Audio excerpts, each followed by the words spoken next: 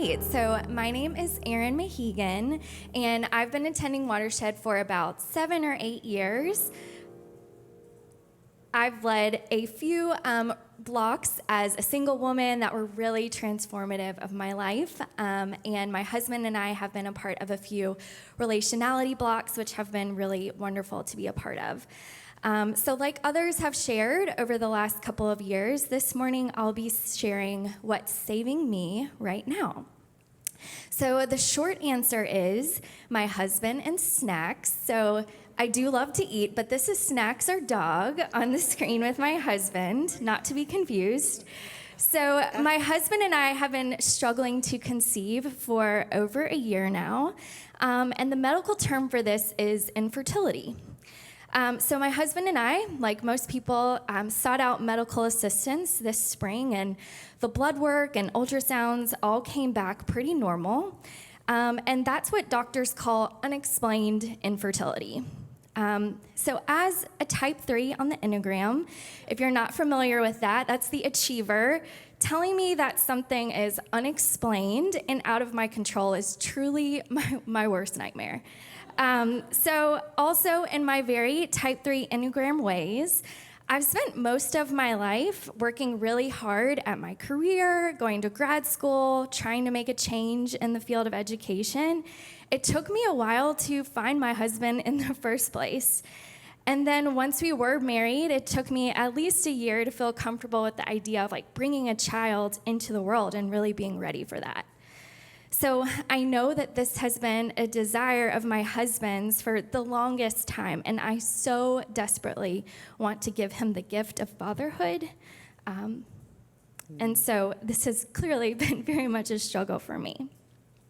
Month by month continue to go by, and each month my own desire as well to become a mother becomes even stronger. My sister just had her baby. His brother and my sister-in-law just had their baby. Our friends are having babies all around us. And each month we continue to try and not succeed at something I thought would be so simple my entire life. I've become a recluse at times because though very well-intentioned, people will ask us, about how it's going, compare us to his brother, my sister, and I've just become bitter. I know that so many of these comments are just out of love and wanting to check on us, and I just don't have it in me to always extend grace in those situations. And on top of becoming a recluse because of COVID, all of this has just really harmed my ability to have community with others in ways that I've done in the past.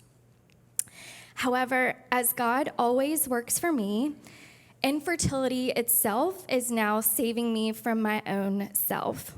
A few months ago, I decided that I was going to stay hopeful. I've opened up with some other friends that have experienced infertility and just other great girlfriends of mine to support me in this. And I'm slightly becoming more social and able to extend more grace in these situations. Part of my hope is because of the work of really brilliant scientists and doctors that have studied female reproduction and created IUI and IVF and all these other amazing fertility treatments. Part of this was finding out that my husband's insurance would cover the cost of most of this in September. And part of this was a commitment to myself to see God and the reconstruction of my faith in this life stage. During earlier stages in life, when I saw the world in black and white, I had a lot of really surface level opinions about silly Christian things. So I now guiltily remember thinking things just randomly like, why would someone even get IVF? Why wouldn't they just immediately adopt? And of course, life is not that simple. I'm now thankful for experiencing this heartache to once again crack open my human heart and build empathy for myself and the 15% of the world that experiences infertility through a more loving and understanding lens. So back to snacks and my husband. every morning, Snacks, our husky, jumps on my bed and kisses me and begs for a walk. We have this little morning routine, and he's now my office mate as I am privileged to work from home. We got him as a COVID puppy, like many other people, and I never expected him to become my pseudo-therapy dog. I feel like God is telling me every morning when he's so excited to go on a walk or such simple things that even if your only child is a dog child, it will be enough. You're loved. My husband is a saint, and he is saving me from my own type 3 achiever ways.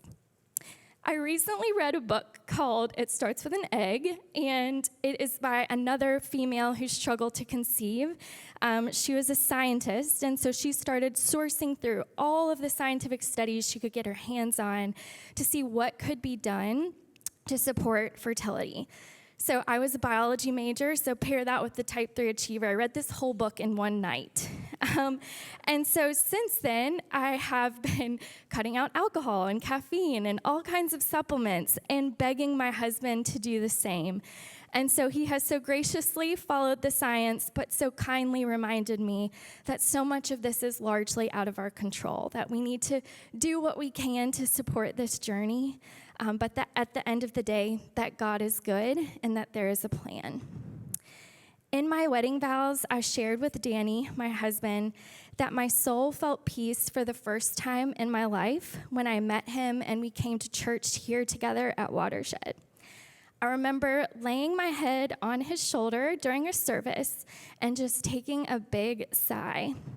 I felt so overwhelmed with peace, and that still holds true now. I'm so thankful for the gift of marriage and my husband. His endless love saves me each day.